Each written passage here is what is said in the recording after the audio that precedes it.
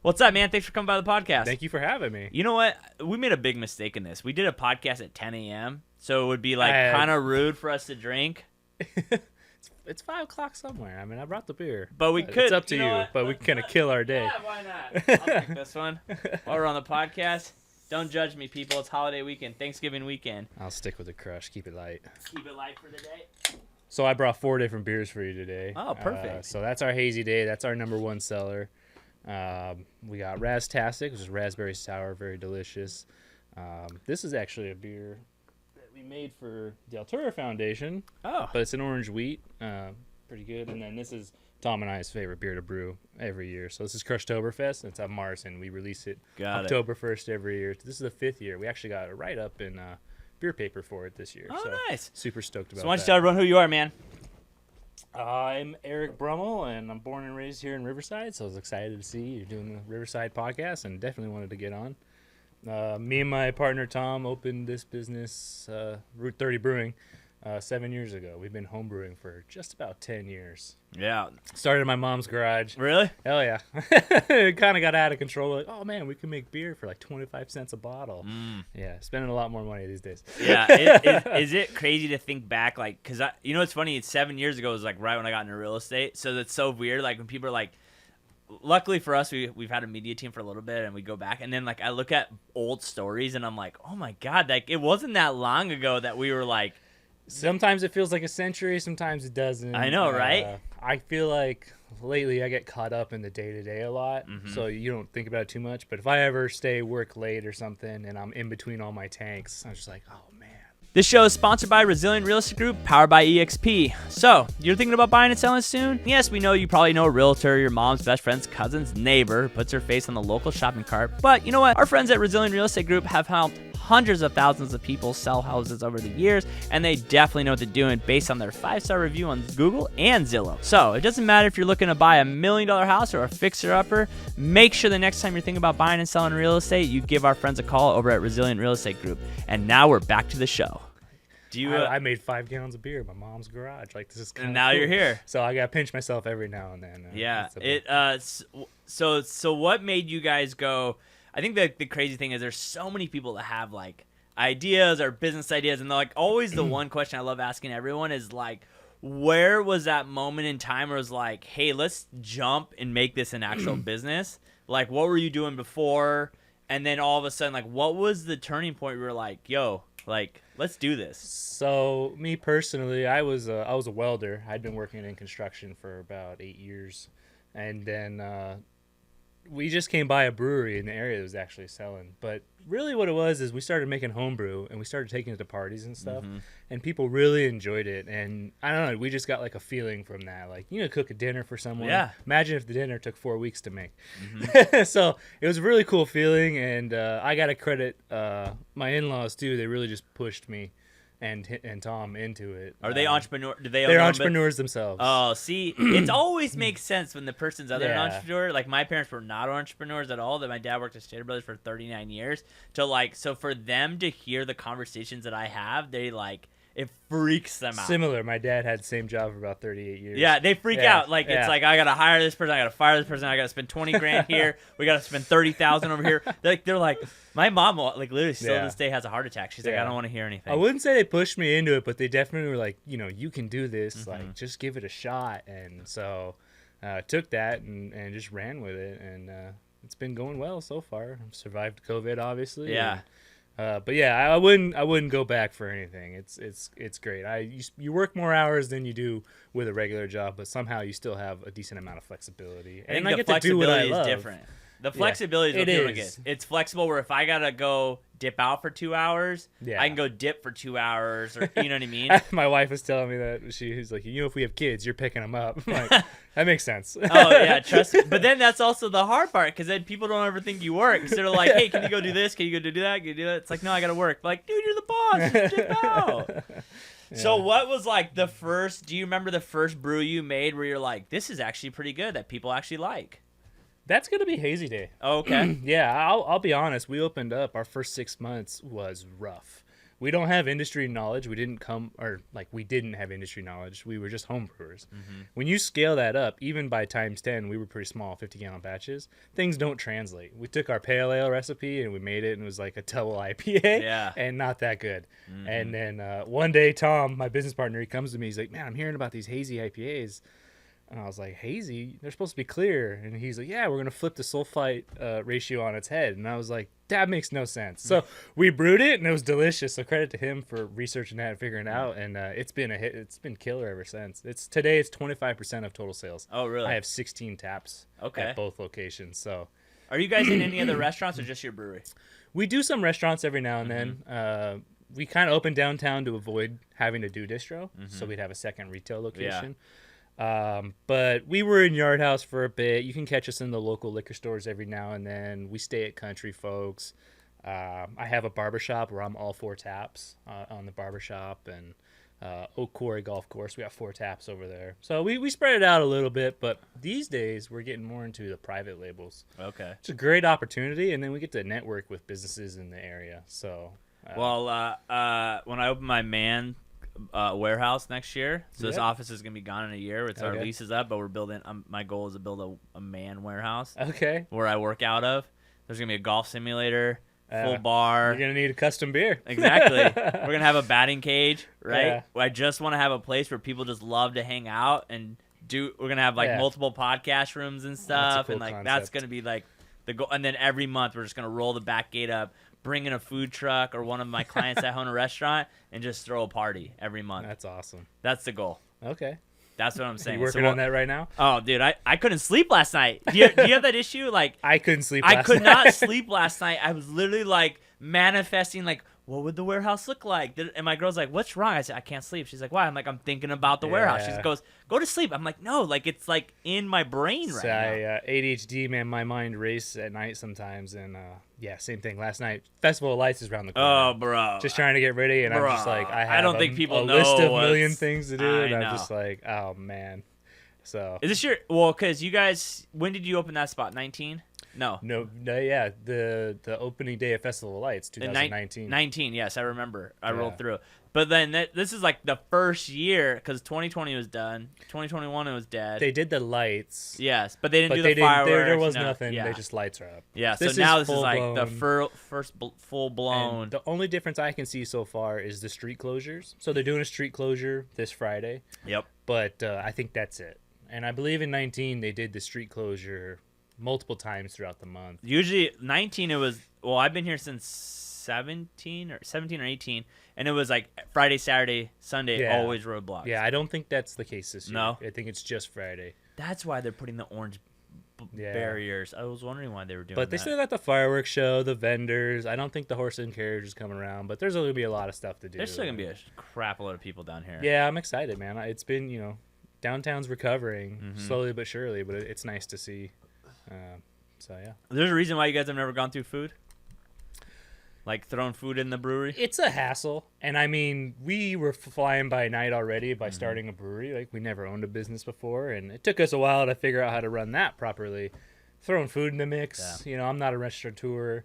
I know several breweries who have kitchens who all wish they didn't have kitchens. Yeah. So I'm just like, you know what? Food trucks are cool. Downtown we have our neighbor that walks our hot side. Kitchen. Yep. Yeah. So we have their shout out food. to them. Yeah, they were down for a while. Would they have a hot water heater exploded or something? When was that? I think it was last year. They were open and then they shut down for a little bit. There was a hot water deal. Unfortunately they've gone through a lot, and credit to them for still pushing sticking through. it through. And again, light at the end of the tunnel. But they're still here, and they've gone through a little bit. They just had a change of management. Yeah, that's what it was. It's crazy. I actually have. A lot of people don't know this, but this is a great podcast I have. I know a lot about alcohol, actually. Okay. Not because I'm a realtor, but my ex. All your research. Yeah, I've done a lot of research. a lot of little R&R, a lot. But no, my ex-father owned a bar. He still owns it out in Rancho, and same thing. It was a dive bar. I'd always ask him that same question, why did you have food? He goes, dude, food you gotta go. You got food infectment. You have this. He goes, cost. He goes, I could buy a bottle of booze. And if it never goes bad, you know what I mean? It's good forever. Yeah. That and my best friend Trip, his wife actually was a really big person at Boston Beer. So when we first met, when they first started dating, we would go to dinners, and she would throw a dinner and change it up with every part of the meal with a different Boston beer.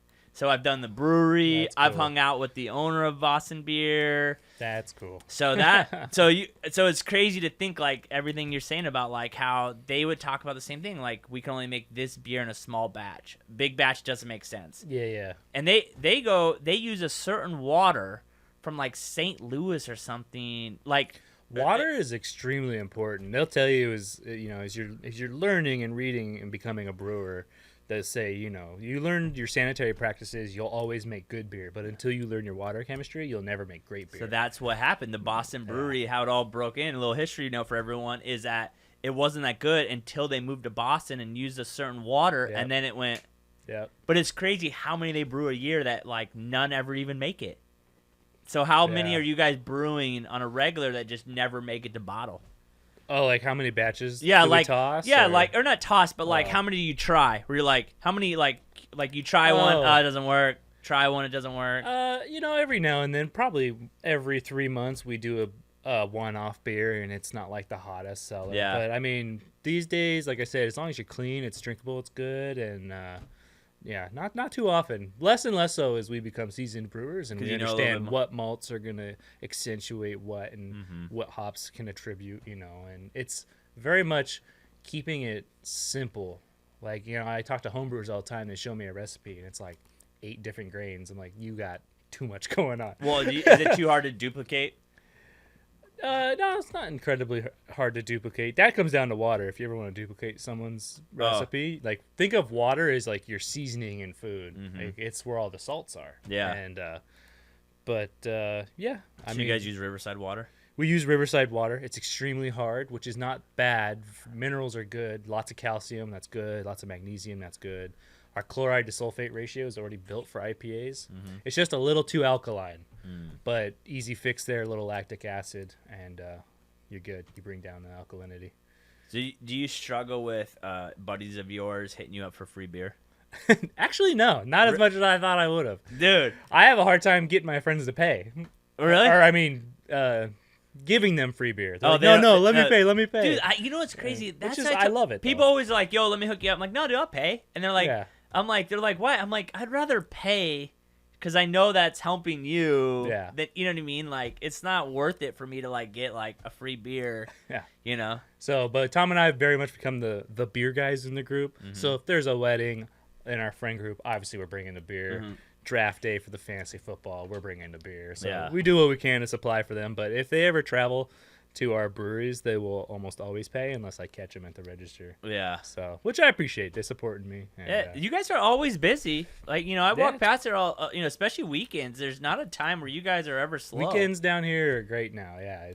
I'll tell you what, it's been popping lately down here. It has. I feel like the last 2 months have kind of like, I can just feel it when I come to the office on the weekend. I just feel like it's kind of. I think, maybe it's because festivals coming, but even last night, there was a good amount of people downtown. Yeah. I was surprised. See, I wish they would just do a better job. Were you pissed when the parking raised? Yes, I was. Oh, my God. I am super not happy. I actually don't know where that's at right now. I don't either. I filled out the survey. They sent out a survey. Yes. It's just detrimental to everyone. It does no good for anyone, in my opinion. I think there's better ways to raise money. You know what I mean? I mean, what annoys me is we already, and this is a little Riverside rant for a second, we already pay higher taxes because we're in the historic district. Yep. And then they wanted to overnight raise parking on me. I pay parking for me and my staff. So I was like, dude, you just increased my overhead by like blank amount of dollars, like instantly. Yeah. And I felt bad for my staff because like, they have to pay. We pay over minimum wage, yeah. But most of my staff's money comes from tips. It's a tip job. Yeah. So when you hurt sales, you hurt their tips. You're charging for people to come down here. That's going to turn them away. People don't want to pay $7 to park and then go buy an $8 beer. It's not what. Well, it's and about. they got rid of the 90 free minutes. That's what pissed me off. And it's like, so my employees are now paying for parking, and then the customers turned off of coming down here because they're paying for parking. I don't think there's a solution there. Especially when you're used to it being free on weekends, and then you show up and you're like, whoa, I got to pay for parking all of a sudden? Yeah. Yeah, I was. That was a move that they backtracked really quickly. They did. I think they're still trying to implement it next year. I don't know what changes they're making. They need to make a better employee program. 100%. Because they laid out the guidelines like, oh, you can get a discount if you hit these metrics. And I was like, anyone that hits those metrics can't afford whatever rate you're handing them. Yeah. Like, you know what I mean? Oh, it's only 300. Like, whoop-de-doo. Well, I think that, and then it's hard for us to get more staffing because, like, that's another reason why we're leaving, actually, from downtown. Because it was like, I want to throw up more events, but the parking's always hard to get into. Or they have to pay or whatever. We're about to see that building open up. Luckily, it has its own parking. The Mark, yeah, or the Mark. I'm interested to see what kind of shops going underneath.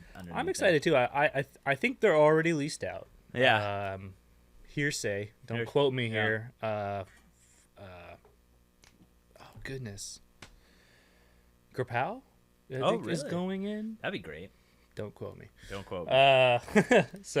But I'd like to see some more shopping. Unfortunately, e-commerce has killed brick and mortar shopping. Well, the weird part about the shopping in downtown is like the big building over here on the corner that's just like antiques. Then beneath my office is an antique shop. I don't even know how these places stay open. Festival. I don't even know, dude. All the Christmas presents, I literally have no idea how these places pay rent. Like, I can guess what your rent is because I know mine. I just don't even know how these places make money. So why did you guys pick downtown? Just because of want to be in the hopping spot or what? We thought it would be a good spot, and it was great, obviously, until COVID. And this year has been a comeback year, so I'm not putting downtown down. I'm happy to still be down here. But we kind of faced a choice. We experienced a lot of growth in 2018, and we needed to just expand on what we were doing. We felt like riding a wave. So it was like we opened a new brewery with much larger tanks so we can get into distribution, or we open a second tap room. And tap room has the margin over the distribution without having to chase down invoices and all that. So we went that route. And also the idea was we'll use downtown and a more central location. I don't know if you've ever been to our original location. No. Tucked away. Is it in the warehouses, right? Yeah, it's off of Indiana and Harrison, between Van Buren and Tyler. You can't see us from the street. Real small spot. It's cozy. It's home, but it's tough to find. So we wanted something more central to really build the brand. So the idea was like, let's go downtown. Let's build our brand, and then we can put up a new brewery in the future. And when we distro, people will know who we are. Yeah. It's much easier to go into a store if you've had 2 locations for 5 years and everyone knows your name. And it's a hard thing to break into, man. It is. Unfortunately, at our size, you'll have to do self-distribution for a while because distributors, they want to see that your brand is successful before they take you on. And it's almost more profitable, too, because distributors take like 33% off the top. Oh, yeah. I'm a big fan of Modern Times down in San Diego. They had a coffee brew that I really liked, and I could never find it. Like, that's the thing that kind of sucks sometimes. It's like you find a beer you love. You find a beer you love. Especially Modern Times, they're always rotating. They always rotate. Yeah. You know what I mean? That's the thing that kind of sucks sometimes. We do that. We get a lot of that. So you were asking about putting out new stuff. Anytime we do something new, the bulk of our regulars, our customers, like, oh man, this is awesome. You got to keep it. And it's like, you say that every time. Yeah. I'd have 60 beers on tap by now. Like, we got to mix it up. They're like, oh, you're bringing it back? Like, oh, we're going to do something. No, just keep mixing it up. Dude, my ex-father-in-law would say that all the time. People would come and be like, oh, you don't have this on tap? He's like, this is a dive bar, dude. I got to have my Bud Light, my Coors Light. He goes, I got like 2 taps that I can like put something special. I worked a Saturday the other day, and I had someone come in, and they asked me for a beer that we hadn't had on in like 4 years. And I was like, well, I can't believe you remember that beer. That was awesome. Until you've been that long. And like, yeah, where have you been? And no, I'm sorry, we don't have that. But yeah, that's just craft beer. We keep about 6 beers on tap at all times. Like, those are our cores. Then everything else is seasonal and rotational. We're just experimenting. When we make a session IPA, we never make the same one twice. Always use new hops, mix up the grain bill, change the yeast, what have you. So what's the process on making a beer from idea to can? How long does that normally take? You're looking probably, depending on the beer, like 3 weeks. If cans, you can add another 3 days because you want to make sure you're well conditioned before you go in the cans. You're not dealing with sediment and whatnot. It's like Hazy Day gets 3 weeks in the tank before we keg it and can it. So what we call that a timeline, grain to glass. Got it. So our brew day is probably, for a Hazy Day, it's a double batch because we got to brew twice to fill that big old tank. That's a 11-hour day probably. And then it'll ferment for about a week before we add the first dry hop.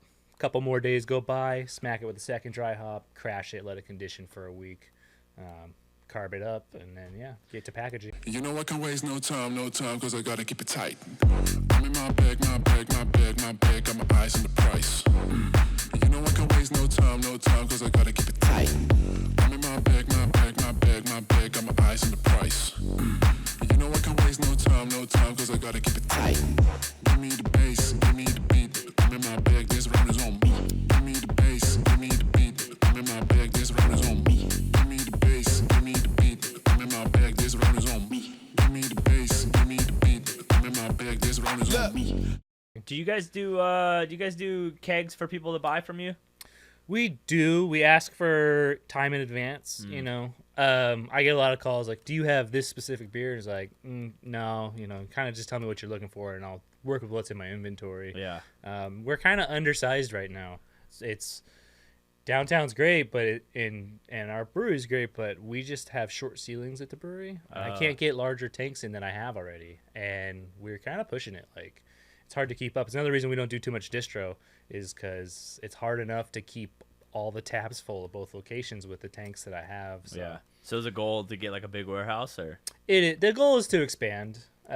We've looked at a couple things. Nothing too serious at the moment. There's nothing in Riverside because I'm looking for a warehouse. There's not good. There is, but not for a brewery that's going to retail. Yes. We want like a nice storefront, and Riverside's awesome because it's got a lot of history, but at the same time the buildings are old. Yes. And so when you look at the storefront of the building, it's like, is that attractive for my next 15-year position for That's a the hard part, is that it's like, what is it going to be like in 10 to 15 years? Because if you're moving, especially probably for you guys, like, you know, you got these big tanks, you can't just move them around. It's like wherever you lock in, try not to. Yeah. Yeah, they're pretty big.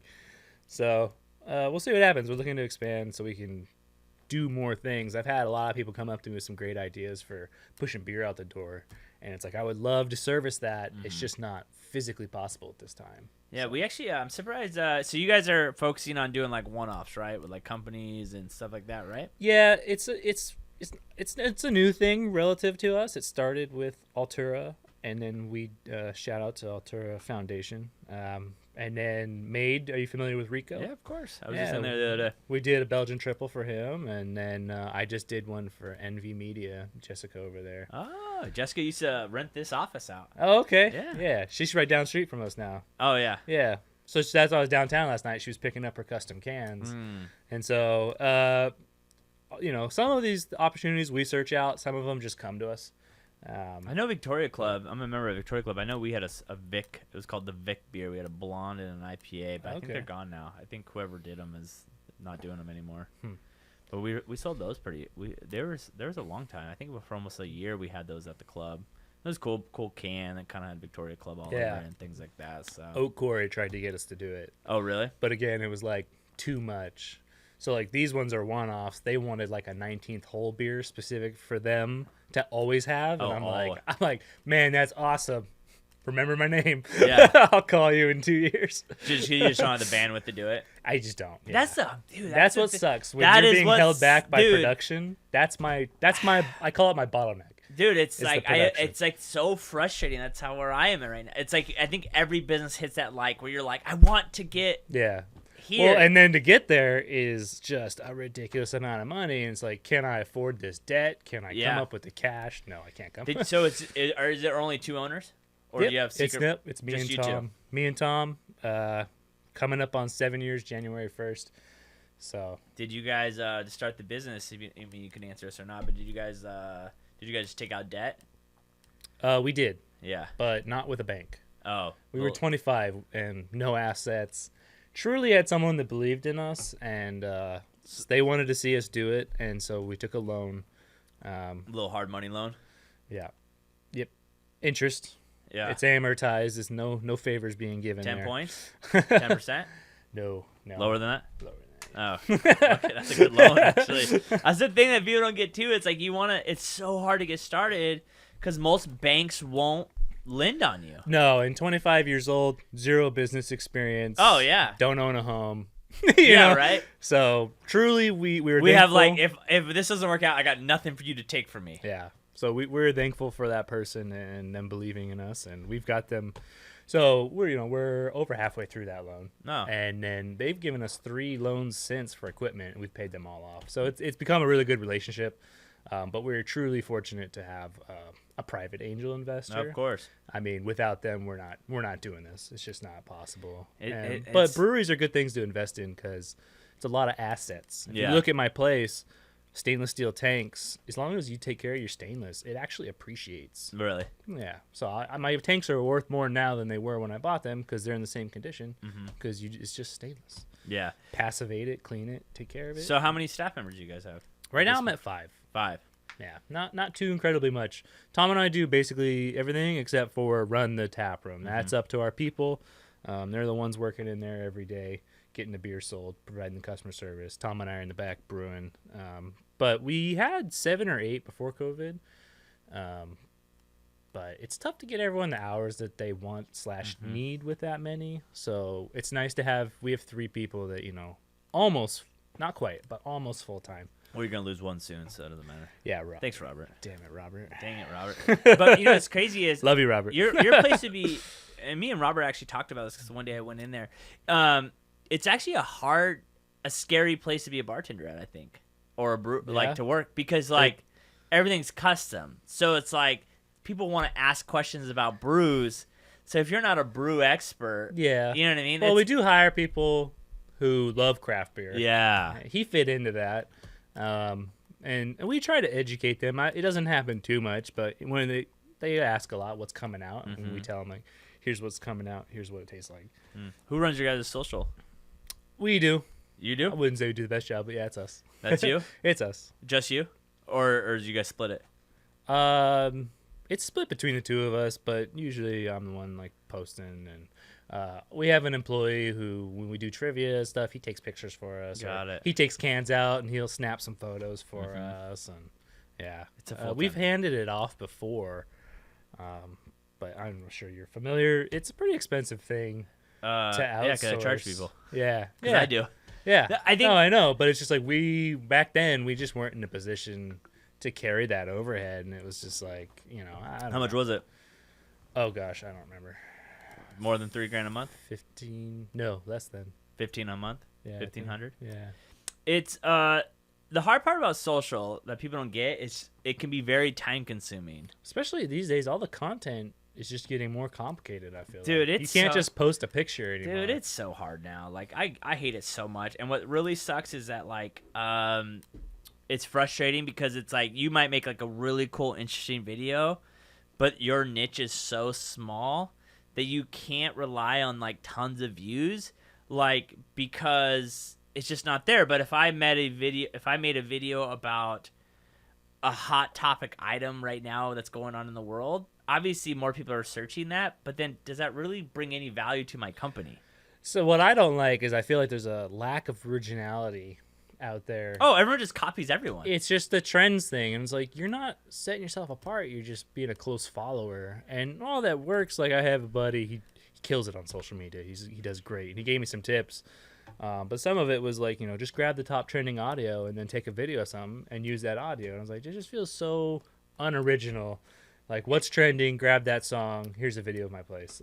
And just use the top trending music to get. And here's my. It's also go ahead. No, go. Oh, I was just gonna say it's tough for us because we're not a global company. Yes. They're I can get you all these followers. If who they cares? don't live in Riverside, That's I don't what I'm care. saying. I did a talk the other day.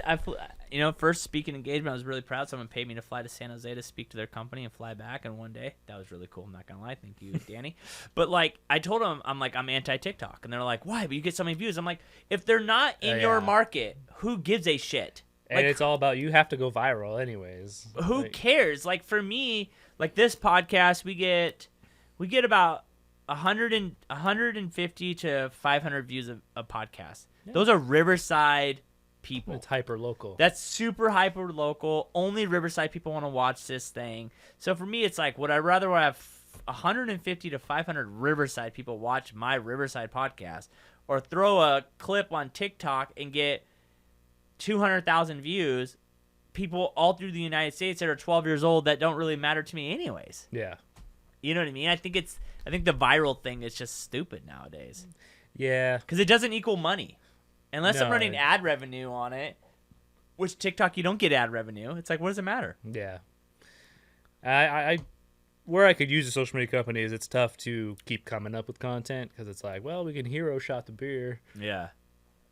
I think, I mean, I've watched your stuff. I think if you guys went super deep and like explaining how you're making a brew behind the scenes. I think we need to do more of that now. And Because I think the brew people would be like, holy crap, that's awesome. yeah, You know what I mean? we've done stuff in the past that got a lot of traction too. We made a beer called For the Gram.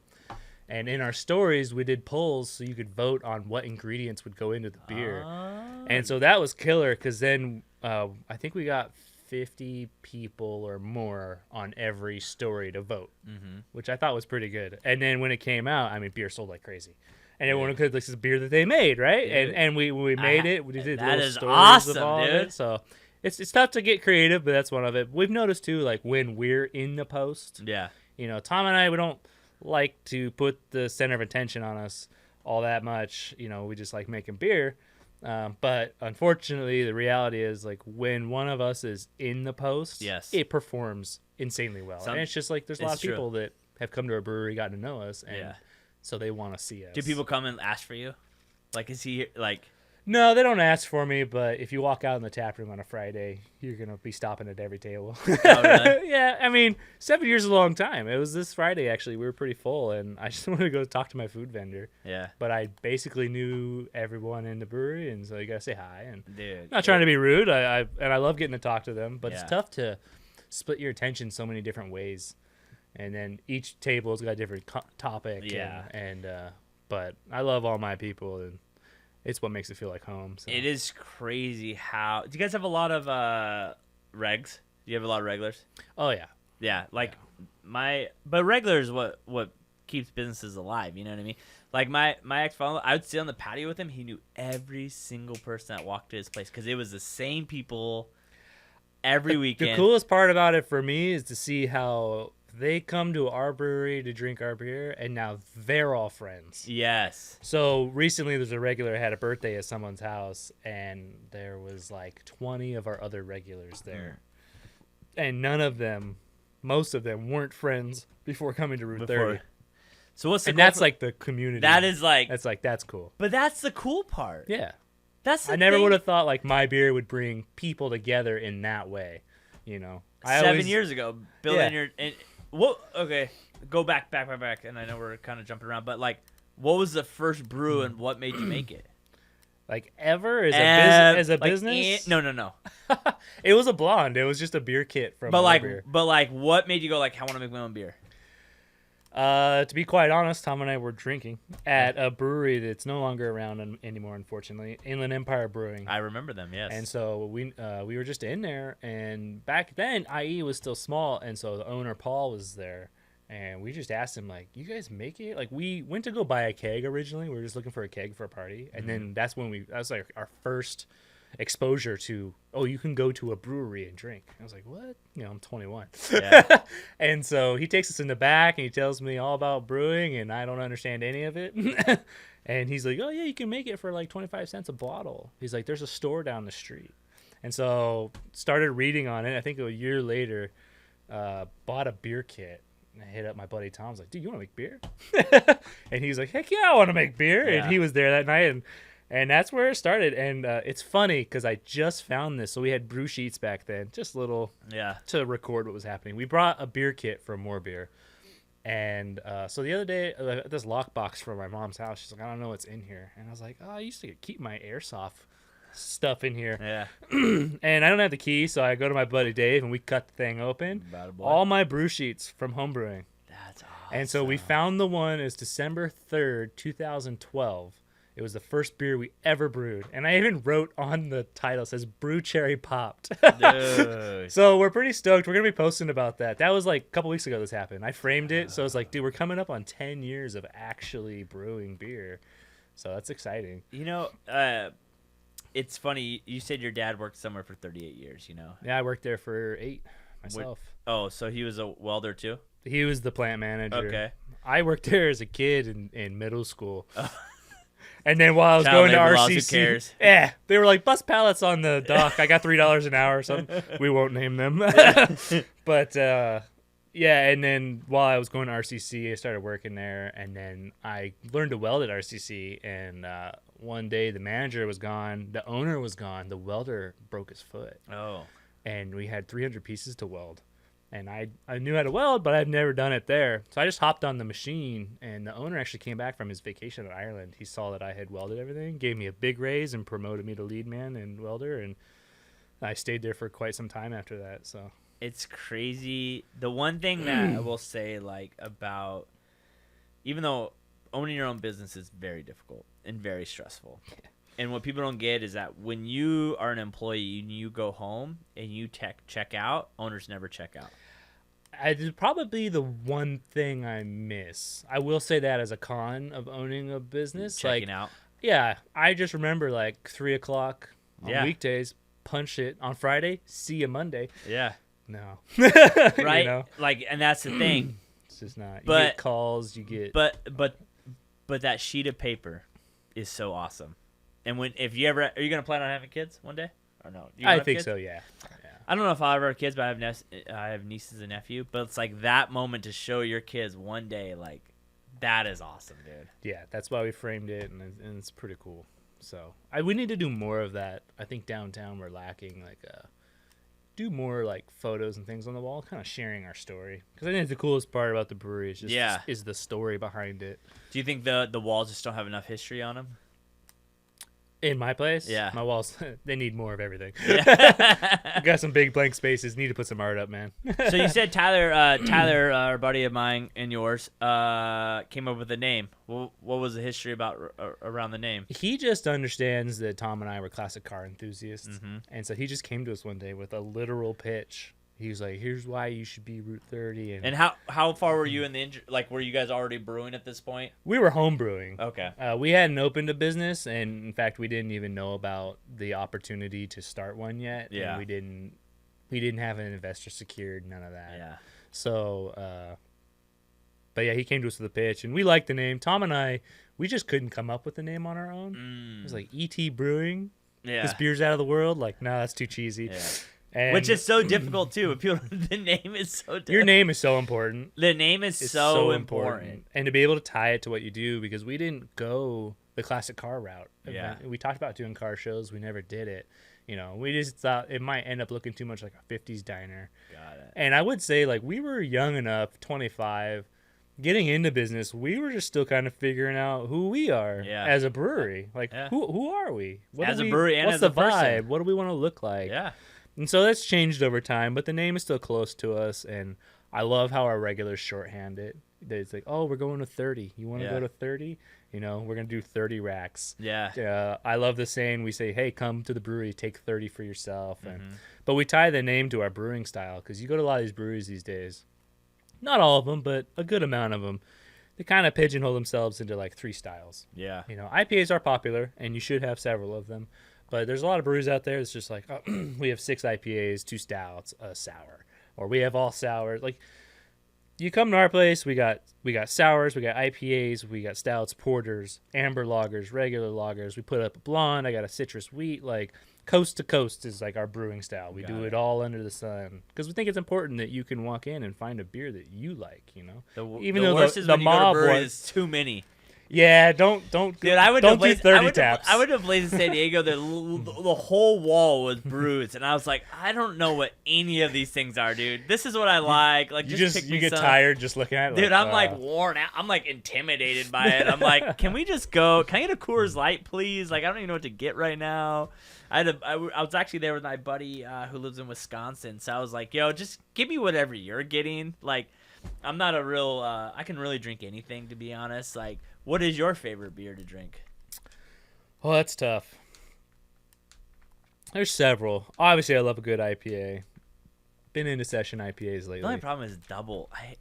That's why I like sessions. The doubles are so intense. I want to drink several IPAs, doubles, but I want to be able to operate as well. The doubles are like, you take one down, you're like, whew, like, you know what I mean? Yeah. Yeah, you got to be careful with the double. That's why we serve them in short pours. Yeah, the doubles are But rough, man. I love all day IPAs, where it's just like 4.5% IPA. I am a malt guy, though. I do like a good stout. Love this amber lager that we make. I mean, as a brewer, the whole favorite style kind of goes away. Yeah. Because you just want to try the best of every style, So, but yeah.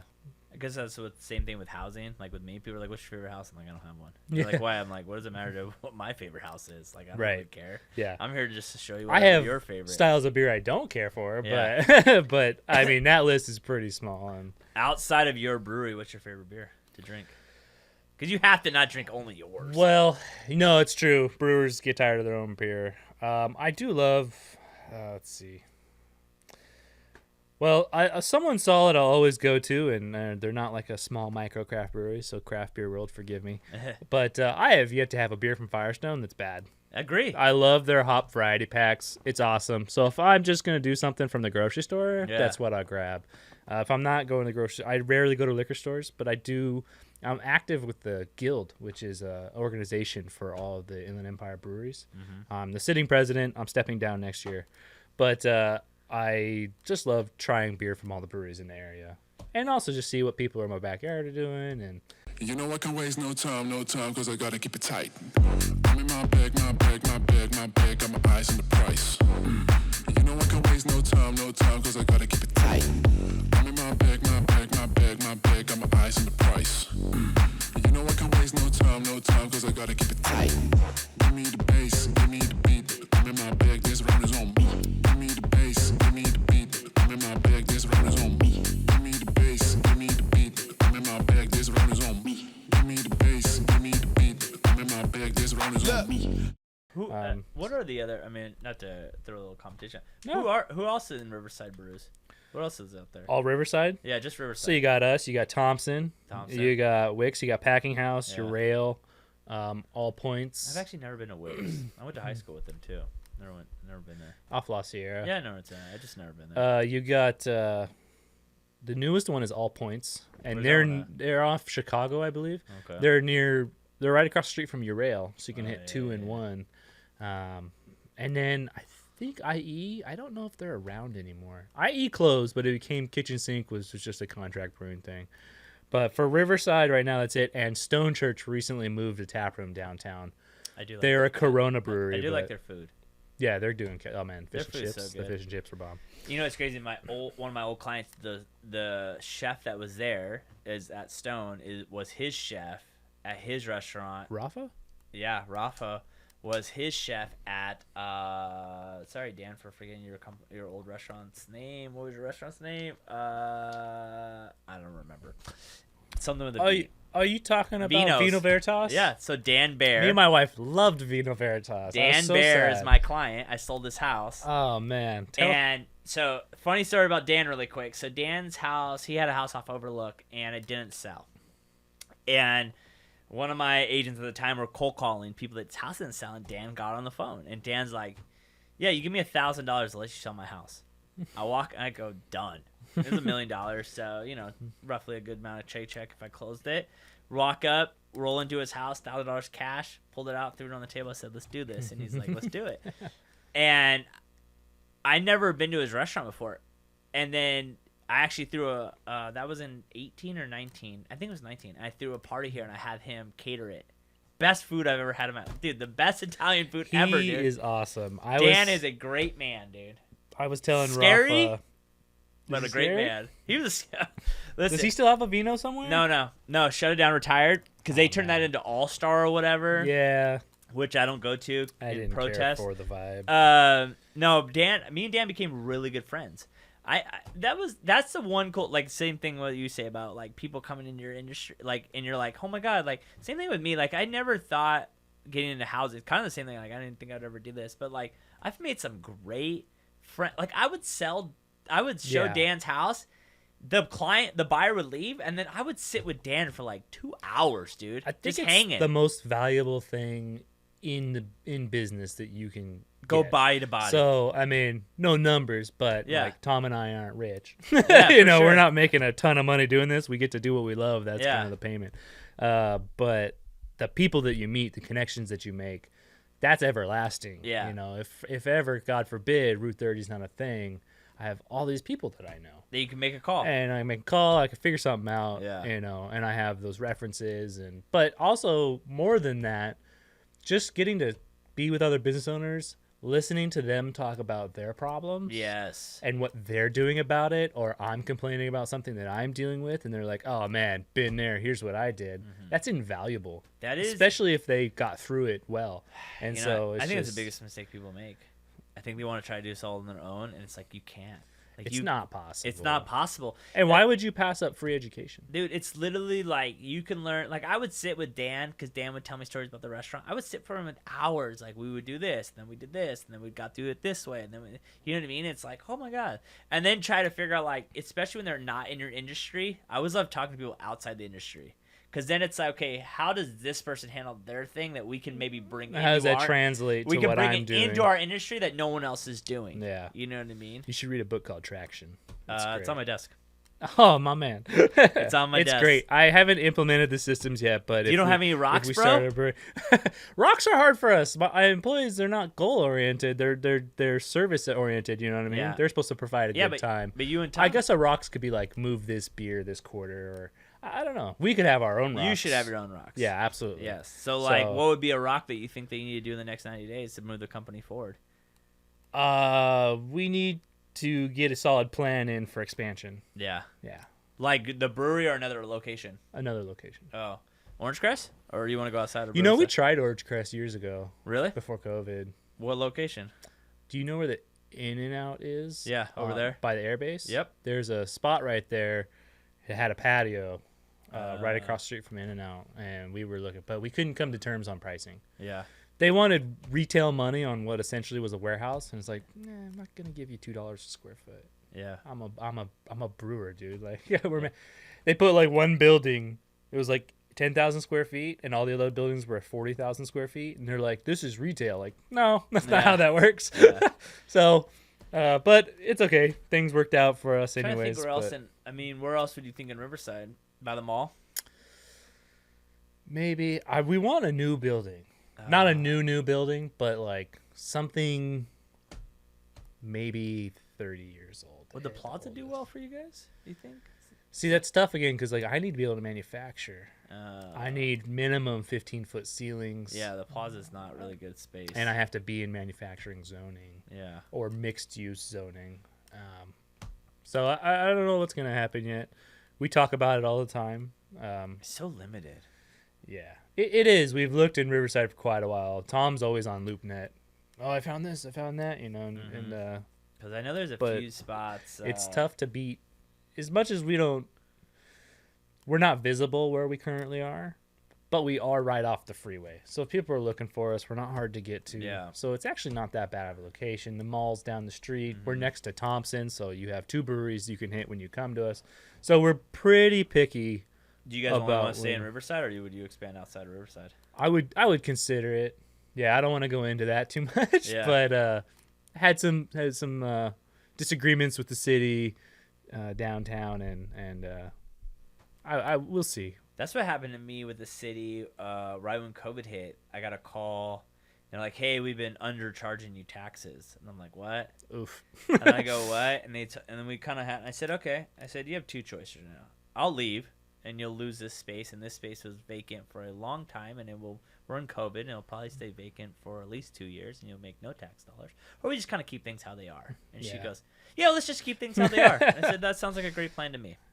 Our only gripe, I love the people of Riverside. I love all the businesses in Riverside. So I don't want this to get misconstrued that I don't love this city. I'm born and raised here. Same here. But it was pretty tough to be in a building owned by the city.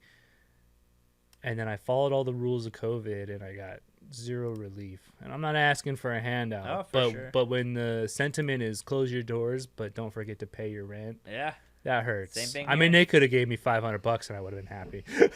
I love. I just got a little I put off by that. I didn't know Riverside owned that building. I love I never heard from my landlord. He doesn't own this business this building anymore. I was like, I never heard from him in like the day like businesses got shut down, I get a call from him, and I'm like, "Hey, what's up, buddy?" Don't forget to pay your rent. And he's like, "I just want to check in, make sure everything's good." I go, "What do you think I'm worried? I'm gonna move out in the middle of the night?" He goes, "Yeah." I was like, "Don't worry, man. We'll still be here." Yeah. It's tough, man. I think the hard. Do you ever struggle with this? Is that like when people don't own businesses, they don't process those things like you're just talking about, where it's like, how could you know something you're not exposed exactly. to? I mean, I'm that's not the expecting hard. you to know That's the the hard world. part of talking to people. It's like I'm not like you said. I'm not upset. Like I'm not. But Yeah. like it sucked in the moment. Like you know what I mean? Yeah, it hurt. It hurts. It hurt. It's like when people are like, "Oh, let's just raise taxes." I'm like, dude, if you raise taxes on corporations, which I'm a corporation, like, I then can't hire another person, or I can't, like, if you raise taxes 10% on corporations, which I'm a corporation, and most small businesses are, you only think like Amazon's a corporation, but we're all corporations. Yeah. Like, I don't make 10% more money the next year. Instantly. Yeah. So it's like, what do? Do I let someone go? Do I not give them a raise? You so often hear people talk about, the corporate this and that. And I'm like, dude, that's like McDonald's and Amazon That's like and Walmart. But that 90% of business in America is a small business. is a corporation. So you got to a be careful corporation when you is say a the piece of word. paper. Yeah. Like that's what people don't. It's like, Yeah. but it's like so difficult that like people don't process is like, or even small things like raising parking. Like that's a big factor to us. It's huge, and I understand that inflation's happening and the city has to keep up with costs. But I just feel like there's got to be more creative ways to do it. And I'm not saying I have the answers, but they were very quick to the parking thing, and it's detrimental to the businesses in every facet. Put the business owner out of it. Don't even consider me. You hurt my employees. Yeah. You're hurting my sales. Yeah. It's Which just- then hurts. Then what's crazy? Then that hurts whoever you buy everything from. Yeah. It's a chain reaction. Oh, yeah. You Yeah. know what I mean? I don't think. Well, and it drops the value of my property downtown. Yeah. Like, dude, if people start when people start talking, I don't go downtown, it's too expensive to park. Like, you're losing value on your property down I agree. here. I like the downtown living. Yeah. I think that's going to be great. I think the mark will be good. I think a mark will be a good ad. I guess they're supposed to be moving people in pretty soon. I'm interested to see. I've heard rumors that they're asking for like $4,000 a month for the penthouse. I wonder. if they're gonna for the get that. penthouse, maybe. I heard it was like $2,800 for the single room. I'm excited. I don't actually know the rate though. That's not hearsay. Yeah. Are you part of the chamber or no? I am a proud part of the I chamber. need to become a chamber member again. Yeah. You should, man. There's a lot of value there for us. Again, that's just more like getting to know people. Yeah, and, body up. I've gotten to speak with Cindy Roth, who's now Yeah, stepped she's down, retired, and Nick Adcock multiple times, and it's always been great. Nick's always been open-armed, and what can I do to help? Let me Yeah. know, and so really, really appreciate him. So actually, Nick, Cindy, and he's gonna kill me. I'm sorry. If I think of your name, I'll say I forgot his name. They interviewed me for the Young Entrepreneur of the Year 2019, and Wow. we actually won that. So we got to go up in Good Morning Riverside and be like, tell the world who we are, basically. That was like one of our bigger achievements in the early days. That was 2018 or early 19. I think early 18. Are you part of the pick group? I am. I am only too. for the last 2 years, but again, that's where I've gotten a lot of education. See, I need to start going to those meetings. They're good people. It's tough for me to get too much from them because they all kind of share similar industries, and I'm like one of the few brick and mortars. I'll put myself out there. The reason I stopped going to the pick group and why I don't care about it that much is every time I would go, it would just be really UCR people, water company people who worked in the city, and then we're interviewing like the guy that runs Ward 7 or whatever. And like for me, like as a business owner, like I'm like want to be like, what are you dealing with in your business? How are you handling? I'm seeing more of that now. See, maybe I just need to come again. Yeah. Because like when I went last year, it was like I'm like, oh, this isn't really. I didn't realize how big Pick had gotten.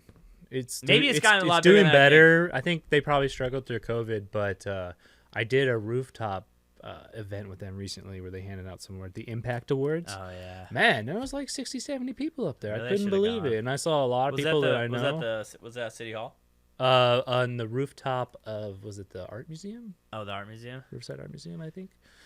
So it was really cool. And again, I'm still one of the few doing brick and mortar, Yeah. but it's still exposure to business owners. I'm making connections. I'm friends with several of them now. Yeah. And the board will hold their meetings.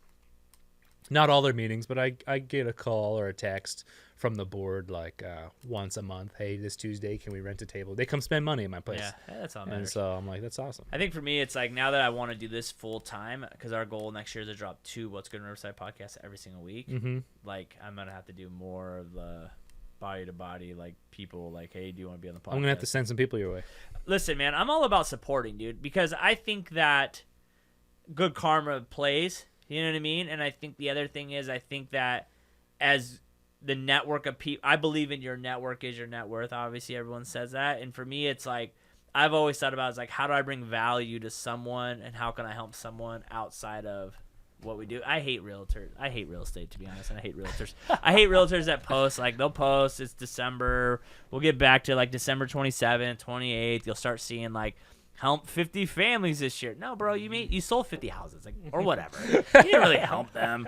Like the many people that you help is probably like 4. Like someone passed away, it was a struggle, whatever. But Yeah. most like, so for me, it was always like, how do we help people outside of that?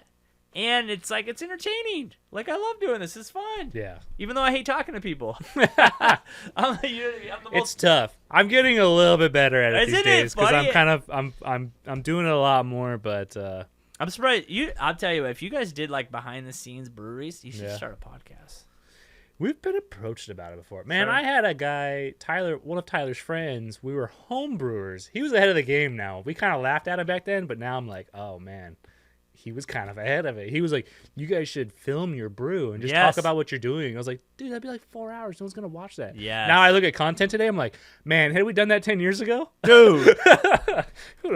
at the middle of the craft beer boom. You know holy what's crazy? I cow. just went to an event in Vegas, and it was a guy. His company's Think Media. They're all about YouTube, and they even said, he goes, it's long form now. Everyone wants short form. He goes, I thought YouTube Shorts were pretty successful it these is, days. but he goes long form. He goes, if you put someone on that is interested in what you're talking about, and they watch 2 hours, he goes, that's 2 hours towards your time of monetization that you can throw ads in. That's way more valuable than one person watching a 15-second clip. He goes like, yes, you get less people watching, but the longer they watch, that is the most important thing. Right. Because think about it, like for us or for you, it's like, okay, well, how many ads can you throw in? And those are the people who watch an hour will then be the ones that come buy that brew over someone who watches quick 15 seconds. Right. You know, I think it's more depth than you know what I mean? I think that's Kinda cool. I mean, I know. I That'd get almost locked be in. the pod. Maybe I shouldn't say this, but the podcast form would be like do the podcast during a brew. Oh, dude, that would be So cool. a YouTube video while you're running the podcast. Watch like this. That thing. would be a little loud though. I mean, we'll see. What do you mean? Oh, too loud and the. Brewing's not the quietest thing in the world. Yeah, you little dude, lapels. Little guy right there. Yeah, little pals, dude. You Alright. do wireless. You need us to help you out. That. Sounds like we have a conversation now. But I think that's the thing is that your people, and then you have the perfect thing. Then they come in and be like, hey, you want to test this brew? I'll come by and buy. That's cool. It's literally. Maybe we should just do one for fun, see how it goes. I'd be down. I'd be down to be help cool. you out of that. I think that's the other thing too. I think Riverside's so behind the times when it comes to this stuff. There's not too many people. It's like everything. We saw that with craft beer. We're always about 5 years behind San Diego, LA, and Temecula. Isn't that weird? I don't know why. We're such a big town. I don't know why. I mean, we always get there. It's not a big deal. Yeah. And if you use it to your advantage, you're like, oh, that's the trend now. I gotta keep jump my in eye on out it. for that. Yeah. You know, so What's the trends you're seeing in brews right now? that's a good one. For a while there, I don't know at this current moment, it was getting back to drinkability. Yeah. I think it's what it all started with hazy IPAs. So big part of hazy IPAs versus West Coast IPAs, and this will be brewer's preference, so I might get corrected here, but you don't use a lot of bittering hop. Yeah. It's a much smoother beer than a West Coast IPA. I think people got tired of drinking grass. Yeah. And so that, I think, was the first form of drinkability that you saw. and then putting lactose into things, again, drinkability. And now lagers are very popular. Pilsner is just a standard beer that we make now, and it's a good seller for us. I think it's top 5. And this Marzen, it's an amber lager. It does well. We have a Bock that does well. Like, there was a lager craze for a little bit, and I think just people want to get back to being able to have sessional beers. You know, if you went to a brewery in 2000, let's call it 13, like, you might have had some of the craziest. We got a triple IPA, and we got this imperial stout, and it's like, it not always just alcohol based, but pretty wild styles. And I think people just want to be like, man, I just want like 4 really good beers. And not walk away hammered. Not walk away hammered, be able to still like taste my food, so. The worst is that, dude, craft beers get dangerous after a while. Like, for me, like, a big hard drink or like hard liquor for me has always been Captain and Diets. Like, I've drinking them my whole life. I could drink. It is crazy. I could have like 4 or 5 of those, feel fine. I go 1 or 2 heavy. You got to do the math, man. 100%. I think hazy has more alcohol in it than a shot of whiskey. Exactly. And then all of a sudden but it's like, oh, it's beer. 6.38% of 16 ounces versus 40% of 1 ounce. That's what I'm saying. So you're like, oh, it's just a beer. And then all of a sudden you're like, whoa. It hits you. It's always a little behind too. So if you start to feel it, you might want to drink a water because you're gonna be feeling a little harder in about 5 minutes. Exactly. Do you feel like I don't drink enough like these stuff? Do you feel like our bodies get used to it? I don't know. I think you do build a tolerance to alcohol, but that's kind of just in how your mind perceives things, I think. Yeah. Like, you being drunk is still you drunk. You're not gonna be able to drive any better, or and you know what I mean, you're going to be impaired, but how you perceive it, I think you're used to being drunk, so that whole waviness, all that kind of stuff goes away, which is even more dangerous because then by the time you are feeling it, you're probably really drunk. I always tell my people, I think the best way to drink beer is 2 pints 8 ounces of water. 2 pints 8 ounces of water, and I mean, it's just like an even keel, nice chip off the shoulder kind of feeling. Tom and I think we're both of this opinion now. We don't really like getting drunk all that much, especially because you got to get up next day and do something. And that's the hard part. You're getting up and have to answer. Yeah. We truly do love beer. We just want to drink good beer, but, everything within reason, right? Yeah. Like anything else. And so, yeah, that's my rule. 2 beers, 8 ounces of water. Not a boy. Yeah. That's a good rule to have. Good, keep you going. Keep you nice and keel.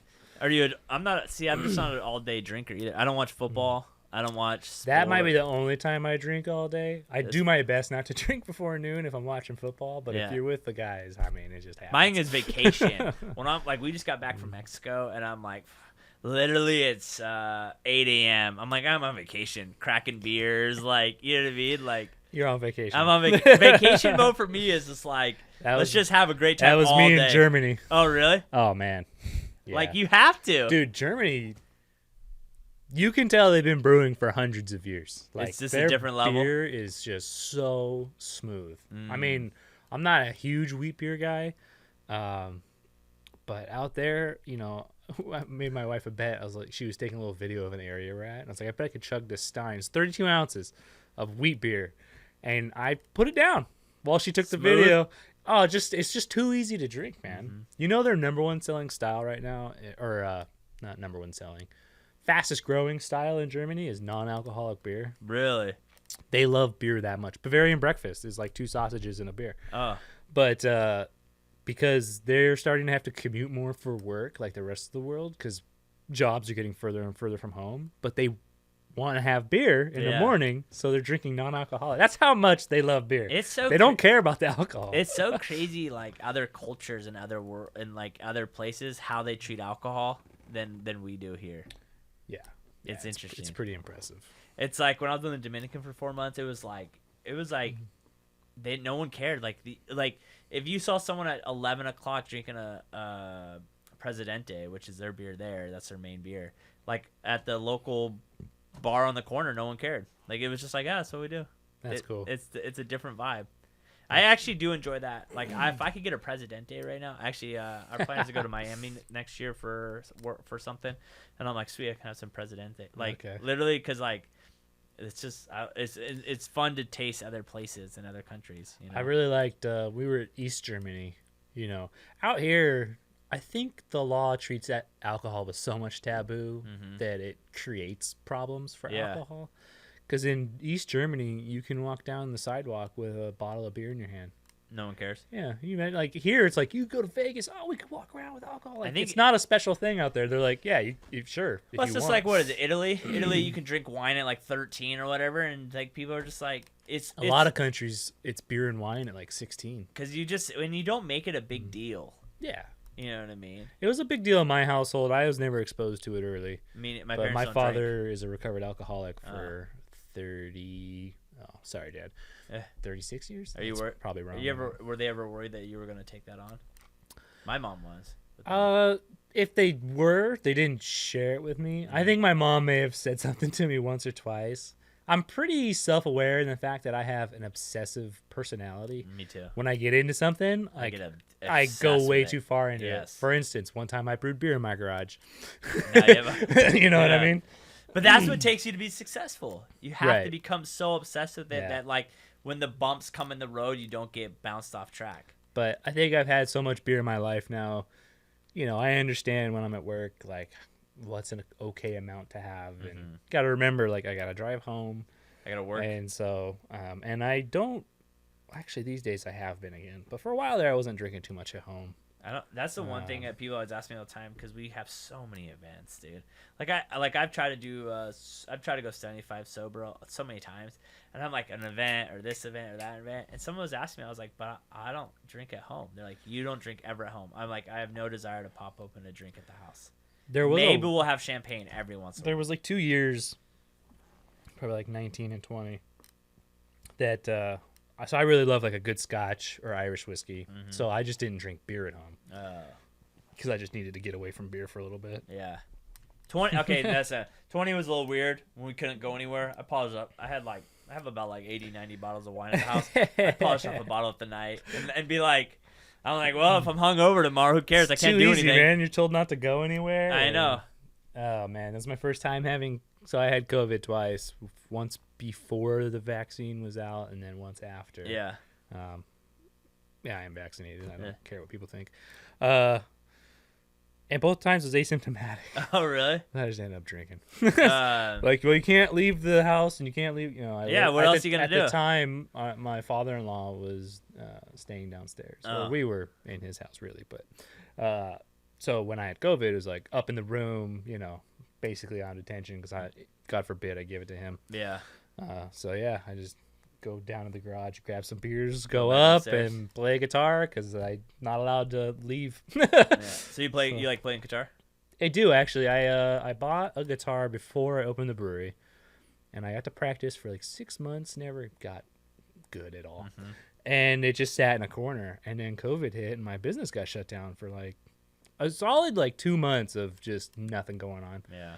And I was like, oh, I got that guitar in the corner. I kind of dusted it off, and I found a love for it again. So playing it a lot. I ended up getting a new guitar in 2020.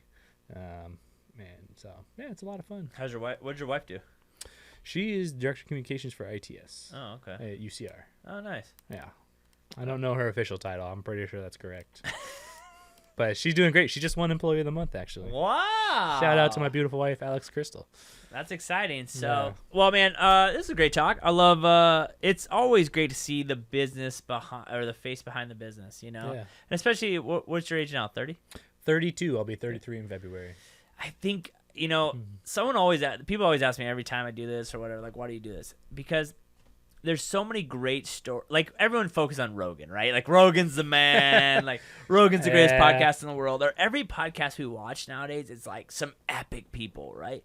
But the crazy part is the odds of us being those people is 0.00001%. Right. But how many people are just like you that are doing something in the garage that maybe they won't become multimillionaires one day, Yeah.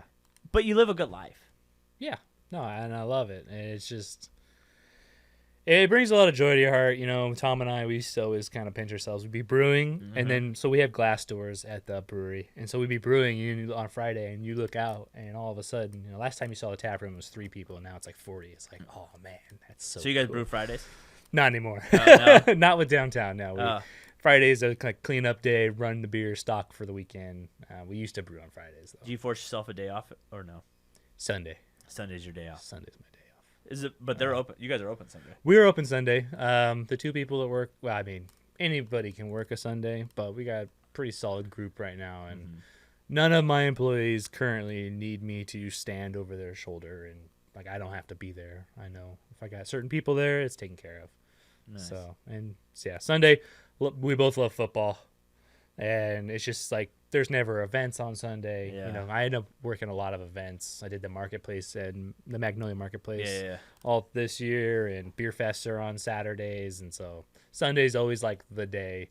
You take a break. Yeah, well, and then do house chores. Yeah, exactly. Get the honey-do list. So thanks for coming on, man. Why Thank you don't for having me. you, Love that you're doing a local podcast. I think it's great. Listen, I think it's great for the city. and first off, I think you're doing a great your job. podcast is going to be next. Dude. Oh man, let's get it happening. Let's get it happening. Why don't you throw a little sound off of like why people should come check you guys out and how your locations and how people can see what you do. We just kind of stick to the no hype, just hops, man. We just like making good beer. If you like drinking good beer, you're gonna find one at our place that kind of fits your style. We got the 2 locations, obviously, one on Indiana Avenue, one on Mission Inn Avenue. Let the lights come in. It's a great time to come check out, have a beer, and walk around with your lady or something. But yeah, we're just 2 local dudes that homebrewed and just gave it a shot, and it's working out. We're going to run this thing till the wheels fall off, and we just hope to provide our community with a place to come together and drink good quality beer. Yeah, I mean, I think everyone sooner or later, if all you do is drink Coors Lights and mix, like you gotta expand out a little bit. I definitely have gotten way more into craft beers lately. And it's exciting. It's always a different drink. It's always a different thing. Yeah, every time you go to a new tap room, especially if you go to the local one. If you're going to the bigger breweries, they're going to have all the same similar hazy IPAs and stuff. But if you hit the hyper local breweries in your area, no tap room is the same. And what their offerings are not even close. And I think it's the cool part. You don't know what you're getting, but, that kind of variety for me is exciting.